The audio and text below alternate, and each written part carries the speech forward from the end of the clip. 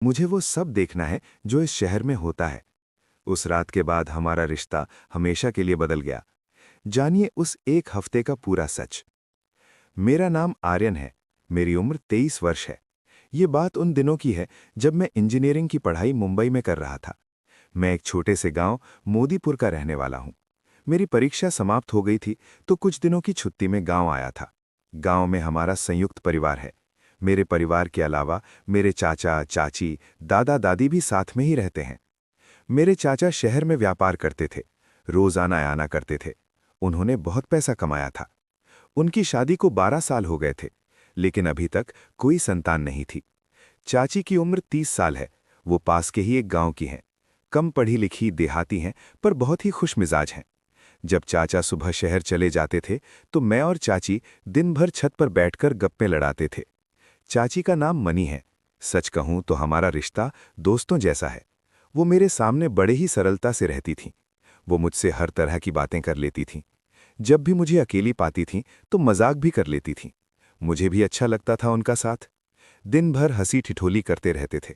मैं दिन भर मेरे कॉलेज और मुंबई के किस्से सुनाता रहता था। जब मेरे वापस जाने के कुछ दिन शेष रह गए तो एक दिन चाची ने कहा, हम भी मुंबई घूमने जाना चाहते हैं। मैंने कहा, हाँ क्यों नहीं, आप दोनों मेरे साथ ही चलिए। मैं आप दोनों को पूरी मुंबई घुमा दूंगा। चाची ने अपनी इच्छा चाचा को बताई तो चाचा तुरंत मान गए। मैंने उसी समय 3 टिकट बुक करवा लिए। शुक्रवार को हमारी ट्रेन थी। शुक्रवार की शाम हम तीनों ट्रेन से मुंबई के लिए रवाना हुए। अगले सुबह 6 बजे हम सभी मुंबई पहुंच गए। मैंने उनको एक बढ़िया होटल में कमरा दिला दिया। उसके बाद मैं वापस अपने हॉस्टल आ गया। हॉस्टल आने पर पता चला कि कॉलेज के एक स्टूडेंट ने सुसाइड कर लिया है, जिसके कारण कॉलेज बंद रहेगा जब तक कि सारी कार्यवाही नहीं हो जाती पुलिस द्वारा। मैं उल्टे पांव अपने चाचा के कमरे पर गया। वहां वे दोनों नाश्ता कर रहे थे। चाची ने मेरे लिए भी नाश्ता लगा दिया। मैंने देखा कि चाचा कुछ परेशान है। पूछने पर पता चला कि व्यापार में पैसों की कुछ गड़बड़ी हो गई है। चाचा को वापस जाना पड़ेगा। अब अब चाचा की परेशानी ये थी कि चाची को घूमना था। मैंने कहा, अगर आप जाना चाहते हैं तो आप चले जाएं, क्योंकि मेरा कॉलेज अभी 1 सप्ताह बंद रह सकता है। मैं चाची को घुमा दूंगा, या फिर आपके वापस आने तक यहीं रहेंगी, फिर दोनों घूमकर चाची के साथ वापस चले जाना। चाचा को मेरा सुझाव पसंद आया। चाची ने भी कहा, हाँ जी, आप बेफिक्र होकर जाइए।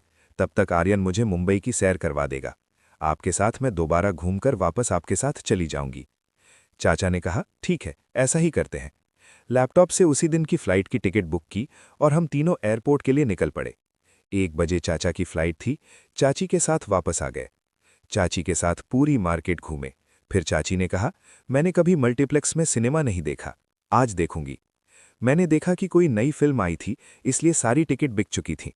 उसके किसी हल में इंग्लिश फिल्म की हिंदी वर्जन लगी हुई थी।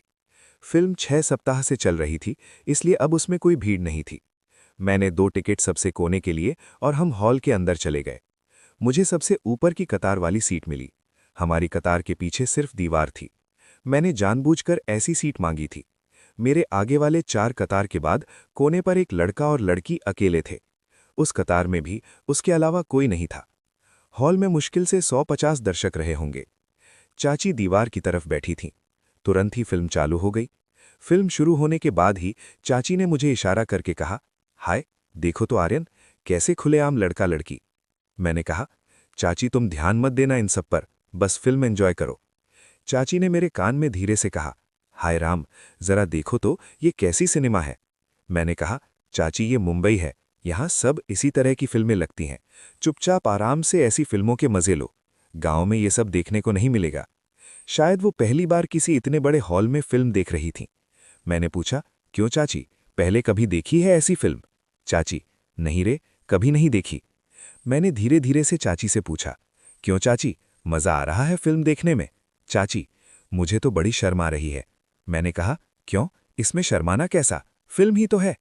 चाची, हाय राम, बड़ा बेशर्म हो गया है। मैंने चाची के कान को अपने मुंह के पास लाया और कहा, जानती हो चाची, मैं फिल्म नहीं देखता। चाची, क्यों? अकेले देखने में मजा नहीं आता मुझे। अच्छा, चाची बोली। 10 मिनट बाद चाची अचानक बोली, आर्यन, चलो यहां से, अपने होटल के कमरे में। मैंने कहा, क्यों, अभी तो फिल्म खत्म ही नहीं हुई है। चाची, नहीं, अभी चलो, मुझे काम है तुमसे। मैंने कहा, क्या काम है मुझसे? चाची बोली, वहीं बताएंगे। मैंने कहा, ठीक है, चलो। और हम लोग फिल्म शुरू होने के 1 घंटे बाद ही निकल गए वहां से। हम सीधे अपने कमरे में आ गए। चाची, अब तो बताओ। चाची, आर्यन, कैसी फिल्म थी?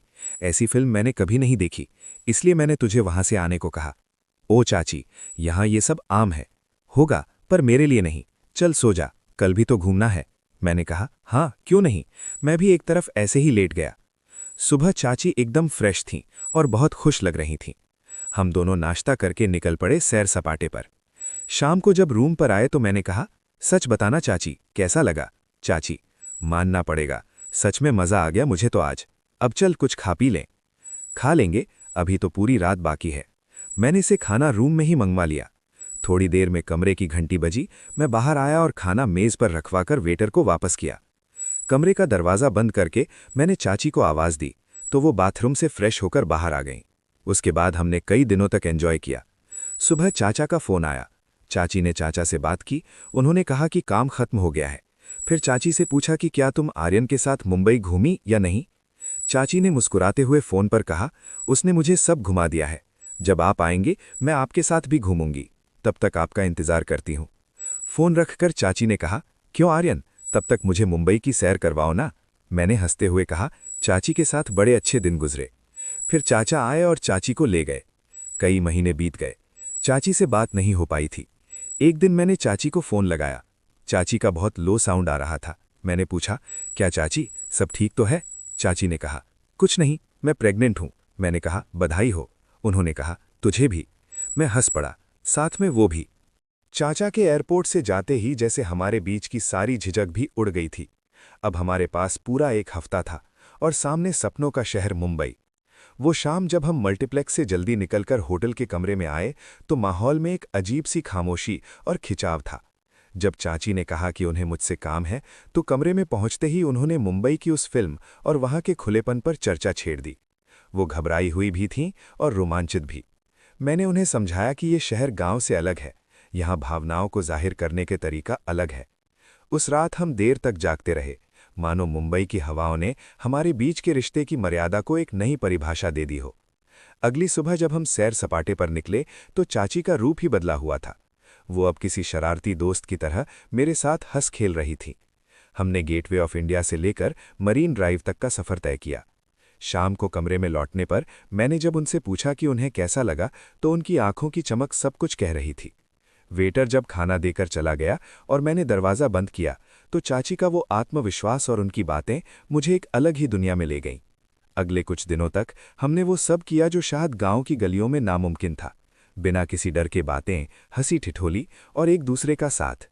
जब चाचा का फ़ोन आया कि उनका काम खत्म हो गया है और वो लेने आ रहे हैं तो हमें एहसास हुआ कि ये खूबसूरत सपना अब खत्म होने वाला है। चाची ने फ़ोन पर हंसकर चाचा से कहा कि मैंने उन्हें सब कुछ घुमा दिया है, लेकिन उस हंसी के पीछे एक गहरा राज छुपा हुआ था। चाचा आए और उन्हें ले गए। मैं भी अपने हॉस्टल लौट आया, पर वो हफ्ता मेरे जहन से नहीं निकल रहा था। महीनों बीत गए, न मेरी उनसे बात हुई, न ही कोई खबर मिली।